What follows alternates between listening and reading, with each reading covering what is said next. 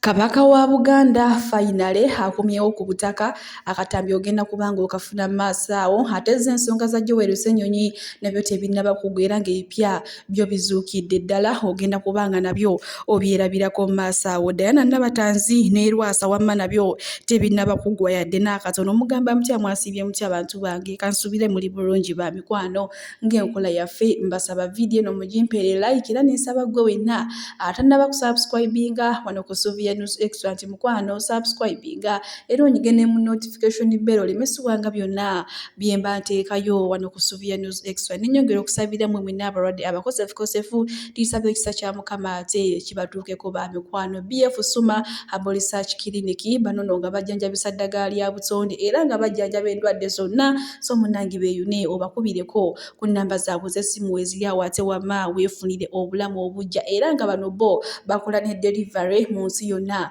gy'obeera olimu bakola ku bulwadde bwonna bwe bw'omanyi munnange toddeyo ebirwadde ne bikutawanya ne bikuluma ng'ate aba BF Suma weebali nga bazze otuleeta akamwenyumwenyu ku matama munnange agaleero go nkutandise n'amasanyu meereere mbuuza gaki munnange oluvannyuma lw'abantu okuvayo ne baluma ogwa wansi ne waggulu twagala kabaka waffe Mwamutunda kabaka waffe ali mu overstay Namibia abooluganda abalungi ate mulowooza kabaka olunaku olwaleero munnange takomyewo era nga wenjogerera ssaawa zino yakomyewo dda ye ali mu Namulondo ye alamula akatambi kalina mu maaso awo wamma ate gabadde masanyu meereere ng'omutanda bamutima ku kisaawe.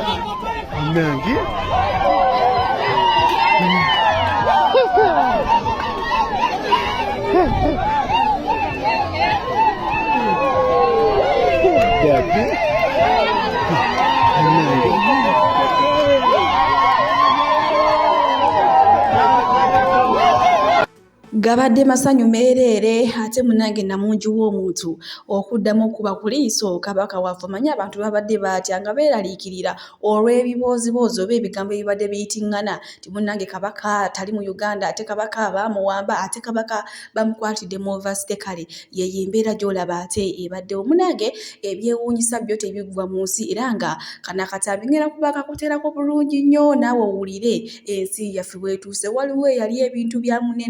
n'atamusasula ssente mmeka era akanaanaku kaleesa obuzibu ebyo ebintu yabirira nusu kanaana bwe kati kokka ak'e Uganda naye munnange byali bya bbanja kati omuwala agumiikiriza ebbanga eriwera ate munnange yali ebintu ayagala okusasula naye maama gye bigweredde nga bamukutta amataayi akatambi kalina maaso wa mukazi gwe sikumanyi wawa ono gwolaba ono yaneebakako mu looti nandekamu soka nga tansasudde ono kanaana oba yali nyini yangamba ngo akolerewa ewa brother we omutawu kala bwe bukafaanana ono olowooza simmanyi sasira omukazi obanga kituufu kyayogera nga kituufu sasira omukazi kituufu yandeka mu loogi bwekibanga kituufu sasira omukazi ansasule njagala ssente teweegaana omukazi omumanyi teweewunya ssebo teweewunya yinza n'okukuku ngenda okuwa naawe seko omutee bwe tweyongerayo n'ensonga za Ssuuna Ben munnange Nnaalongo wa Ssuuna Ben yakyayasiza ddala ebyama era nga munnange ku luno olukala lw'abakyala ba Ssuuna Ben bamini Grace Kane mukazi wattu naye ate era taluwonyeemu naye mwali era yagambye nti mu ssimu ya Ssuuna Ben mwalimu nuduzi za Grace Kane oba ebitundu bye ebyekyamakali we tuli mu sayidi ezo naye era mu maaso wano waliwo ate era omukyala omulala avuddeyo n'agamba nti naye mukyala wa Ssuuna Ben kyokka ate nga ayina n'olubuto era agambye ye ennyumba y'omu kuba agizimba kati ne weebuuza ennyumba yaani kuba ono Nambwayo agamba ssente ezazimba ennyumba n'ettaka bibye kati ate n'ono naye afuddeyo agamba naye ayina kye yayongerako ennyumba kale katumulabe tusobole ate wamma okweyongerayo bannange munnamasaka munnange kuba akaseera kajja kutuuka kubanga agamaka ga Suna Beni abakazi Nambwayo Mary be yayogeddeko yeffe kubamu be yatwala kweyo ennyumba ate naffe twawaako tulina ettafaali lye twateeka kweyo ennyumba okitegeera naye naffe tuvuddeyo mu kamera mubeeko tutya bwe tukolamu ekintu ekyo abamu kuffe tulina mbuto tuli lubuto tuli mbuto naye fenna tugenda kuvaayo mu kamera tugambe nti Suna Beni yakola bwekiti ne bwekiti mbu yatukola bwekiti nesone twazimuwa bwekiti ne bwekiti ezaffe tezaaliko risiiti naye kano kagende eri abakazi bonna bw'oba omusajja oba omugulidde essaati oba mpale mukwano mubeeko we muwandiika kuba akaseera kajja kutuuka omujjeko empale eyo mugambe risiiti yinene empale nze yagiggulira naye oyo omusajja Suna Beni awe tuli mu sayidi ezeeyo bo abakyala bakyaviirayo ddala ate bonna bambuto bannange munnamasaka munnaye nga toli mwangu mu nsonga ezo era nga ne Grace Kali naye taluwonye mu mukazi wattu kyokka ennaku zino Grace Kali abadde ateredde nga awamma n'ennyimba ayimba asinza za Mukama Katonda weebala biki naye ate maama naye ensonga za Suna Beni zimutwaliddemu wetweyongerayo ate munnange n'agaleero maaso awo nina akatambi kwa Lwasa nga asekereddeo yenna agenda ate okuwasa Diana Nabatanzi jjukira abali mu nteekateeka za mikolo Diana Nabatanzi n'omwami oba omuyimbi Mr. Lee ow'Ababitusi kale kati amugambe y'omuwala togenda musobola oyo munneege weesimbyeko ngoma nene ye tamanyi baafu tamanyi bano basajja mbu bankyezimba bankola kyabafe akatambi kayina mu maaso wano ate nga Lwasa asekeredde kugamba abuukiza kumunga jjanzi eryo yagenda okuwasa Diana Nabatanzi bannange Lwasa bwe tuli ate mu sayidi ezeeyo era nga ye omwami Lwasa asekeredde munnange oyo yenna agenda okuwasa Diana Nabatanzi agambye togenda musobola yadde n'akatono mbu oyo alya ssente alinga ate ekyuma kya kasooli si bigambo byange wabula bibadde bigambo ate bya Lwasa bwe nkuzaako eno ewa Dr. Kuluthumu munnange mbadde mpita ayiteyo ku Facebook kwe kusanga Maggie Kayima ono nabbi eyali mukyala Pastor Yiga nabbi omukazi ate mulowooza teyabbye ingini ya Akiramo Weriiso wa Dr. Kuluthumu munnange amugambe gwe sibeereyo mu Uganda yo nange naate omwami we mubiibiita we mulabira kyokka abajaji batandise okugyayo ebisongovu mbu era munnange buli Akiramo buli wabulawo n'agenda eyo gy'agamba nti agenze kukola wa inginiya omunnange taba na muntu mulala yenna wabula abeera ne Maggie Kayima Dr. Kuluthumu mukazi wattu nosituka ate ofungize makazi ekitali ekyo omukazi omusajja bamututte dda naye nga olunaku lw'ejjo nabaleeteddeko emboozi ya Zali munnange ng'ate avudde mu mbeera olwa famire y'omugenzi Ivan Ssemwanga ng'ate baagala okubba ebintu bye nga bagamba nti ebintu omugenzi yaleka abikozi nabaleeteddeko mu audio ogw'enjawulo naye era ensonga zo tezinnaba kuggwa Zali alumya ogwa wansi n'ogwe waggulu yagambye ali mwiringi ogwewalire walungi mubanga ku famire kera ku makya ne yeegaana abananza babana bange babeegaanako eyo famire yasoba naye nga si babe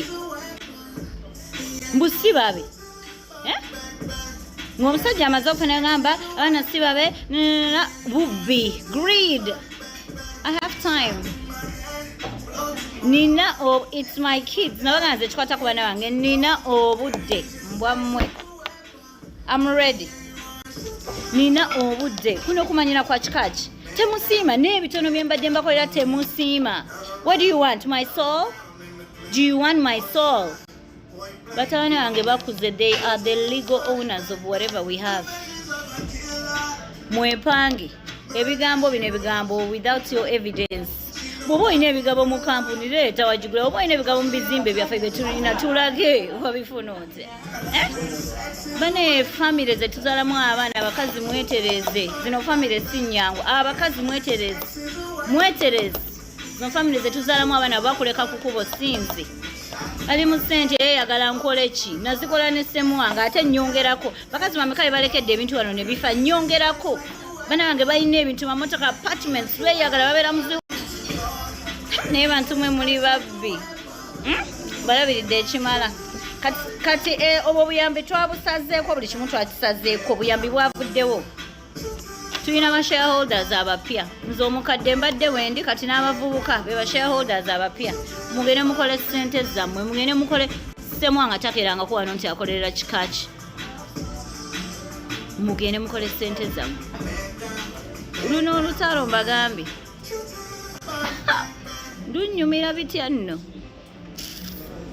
bw'atyo munnanga ate Zali mukazi wattu nga yeewera agambye okugwewa bine ewalungi naye ate ng'abaana be bafunye obwenkanya era asekeredde famire y'omugenzi Ivan Ssemwanga abakakasiza n'abagamba nti mwe gemuzanyirako temumutegeera munnange Zali si mmere yakulyako ye ayina okuyimirirawo paka ng'abaana be bafunye ate ye kyawulira kyayagala obanga bafunye ate omugabo gwa taata waabwe kale bwe tweyongerayo ne Wirinwagi munnange n'ono olunaku olwaleero lwe yazaalibwa era nga naffe wano ku Ssubya News Extra munnange tukwagaliza birungi tukwagaliza bisinga era nga awezezza emyaka 24 bweddu naye bannange bajjaji bawuno bagambe ne bannange batumwe bakyalamu mwabakyo okukweka emyaka buddala munnange Wirinwagi emyaka 24 tegimusaana mbuno bo babadde bamubalireyo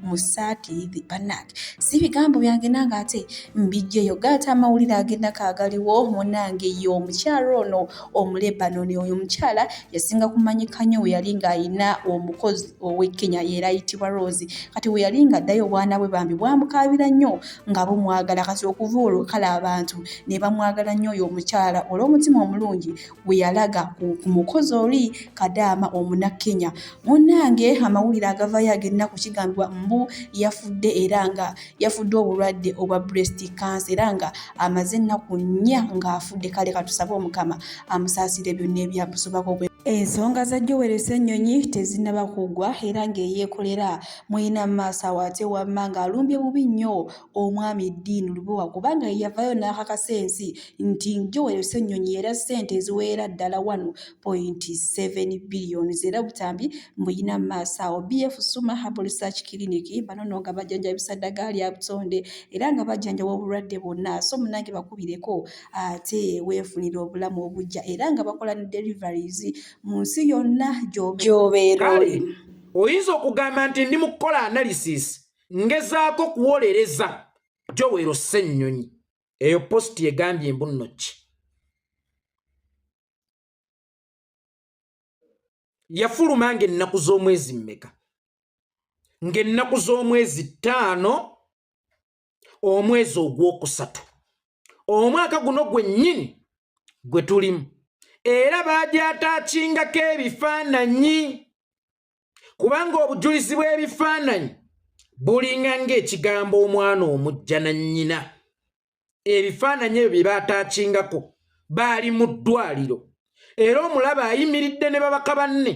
Luttamaguzi Ssemakula n'abala naye Nambeeshe oyo gwayogerako simulabamu kubanga Nambeeshe yajja lulala ku loopo ono lwe yajja era weetegereza bayimiridde mu ddwaliro ne maama wa Sseggirinya nga Sseggirinya yeebase Katanda kubanga by then Sseggirinya twali tetunnatuuka ku mwaniveyiringa era buli eyagendangayo okumulaba twakomanga Katanda kokka mpozi ne mu kifaananyi ne mubeeramu maama wa Sseggirinya okulaga nti tuli mu kifo kituufu tukyalidde ku mubaka munnaffe kubanga n'obutamukyalira maaso g'abalabi abaseddeekeza era aboogezi nago gubeera musango munnammwe ali eri alwala avunda yadde okumulambulako Bobi Wine mukozesa abaana b'abantu nuupu kakati Sseggirinya mwamumala n'ekifaananyi kya Katanda kiri attached ne maama wa Sseggirinya mu kifaananyi mwali ng'ennaku z'omwezi 5 omwezi ogwokusatu ekifaananyi ekyo nze nali ku kamera era nze nakikubira ddala kakati omuntu bw'aba asobola okukulimba ky'olabirako ddala oba ekyali badde ekyangwe ennyo eky'okujja okulaba mubaka munno oli n'agamba nti yayinayo emipiira n'adduka mangu n'addayo era ssente ezaali ez'okulaba Sseggirinya ze yakozesa mu mipiira naye teweerabira asoose n'akugamba nti we Nairobi yaliwo era yajja twebuuza Sseggirinya bamulabira ssente mmeka bisale ki famire ya Sseggirinya bye yali etaddewo oba eddwaliro lya Aga Khan lye byali bitaddewo okusobola okulaba Sseggirinya nti bw'oba tomulabye ng'olinnye ennyonyi ovudde e Uganda n'ojja e Nairobi olina okuzzaayo ssente eyo kubanga ebisale bye baateekawo ng'eddwaliro oba nga famire ebyokulaba omulwadde Sseggirinya tomulabye kakati obeera olina okubizzaayo tukozese ku bwongo tukozeseemu kukumanya okwenjawulo era tukozeseemu ne kukulowooza okwenjawulo njagadde otunuulire nnyo bbode ya ddiini Lubowa Ssaava n'ebigambo ebimufuluma ku nsonga ya Sseggirinya n'obutuufu bw'ayagala okulaga nti mutuufu era ye investigative journalist anoonyereza tafulumya kintu ky'atanoonyerezaako ninga ne kino ekitone nnyo ekiri mu giraasi naawe kye weerabirako n'agago wadde obadde weerabira kubanga bw'obwongo bwaffe buloteetingiramu ebintu bingi nnyo kakati wadde nga Loopu Joel Ssennyonyi yapositinga obadde obyerabidde oba osanga naye olaba oli ayagala okukulimbira ku mazima gano agali mu giraasi wa waatagenda kukulimbira wa waali omutuufu kyekyo kye ŋŋamba abantu mu buli kintu kyonna ky'okola weewala okwanamya mu buli kintu kyonna ky'okola togezangako okukyanamya kubanga buli lw'onaagezaako okukola ekintu mu ngeri y'okukyanamiriza ogenda kusanga ng'oyolesa obulimba bwe wasooka okwogera abantu bwe baali balowooza nti mazima ono yennyini yakugambye nti ono teyasobola kwakisesinga mulwadde kyokka nga wano mu kifaananyi bakulaga bali mu ddwaliro ne maama w'omulwadde waali n'omulwadde waali katanda wadde nga feesi yali ebikkiddwa kubanga by that time yali tannabeera mu mbeera nnungi nga ne babaka banne weebali bayimiridde mu kifaananyi naye omwogezi wa kuno Nakinku omusajja akyasinze okukola okunoonyereza mu mawulire omusajja akyasinze obutafuluma bulimba omusajja akyasinze okwogera amazima yekka azze n'akugamba nti teyamulaba owaaye singa nkusanga ng'obba enva naye nga bulijjo enva zibula n'owaayiriza banno abaaye bulijjo siggwa abadde abbanga enva ewaka kakati wano we twebuuliza byonna bulijjo byayogera babadde nga mazima bino byalokompoka n'atuuka n'okwewera nti ngenda kukukuba agenda kukukuba okukukuba ngenda kukukuba agenda ddala ddala yono omuntu omutuufu okukuba omuntu agenda yono omuntu omutuufu bulijjo abagamba amazima ono bulijjo byababuulira oba bulijjo kwatambulira mubadde nga mubisibiddeko olukoba leero nno olukoba bulijjo lwe musibidde ku musajja wammwe lusumulukuse